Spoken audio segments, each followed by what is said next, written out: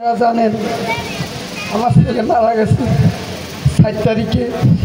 কীভাবে মারা গেছে আপনারা দেখেন। আমি আপনাদের কাছে বলি, 7 দিন ঈদ চলে গেছে। আমার ছেলে যখন আসিল গত বছর আমাকে বলছিল, আব্বু আমি পাস করেছি, সামনে আমি কোরবানি দিতে পারি না এই পর্যন্ত। আমার ছেলে আমার বলেছে, আব্বু আগামীতে আমি সহকারী যে কোনো একটা কাজ করি, টাকা দিব, ওই টাকা দিয়ে আপনি সহকারী কিছু দিই, আমরা কোরবানি দিব। আজকে আমার ছেলে না এসে কোরবানি হয়ে গেছে। আর এটা মনে করেন খুনি হাসিনা দ্বারা এটা হয়েছে।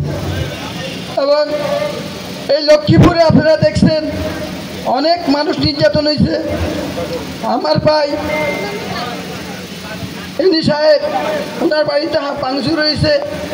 আমরা যখন মনে করেন এইখানে গাছ কাটাছি, ওই খালেদ ভাইয়ের অনুরোধে, খালেদ ভাইয়ের নামে আপনার অনেক মামলা হয়েছে, গুলির অর্ডার হয়েছে।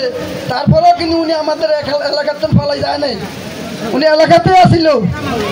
তাই আমি বলবো, এই সমস্ত যারা আমার ছেলেকে খুন করেছে, সারা বাংলাদেশে যারা আমার ছেলেদেরকে হত্যা করেছে, তাদের বিচার হোক, এটাই আমি চাই।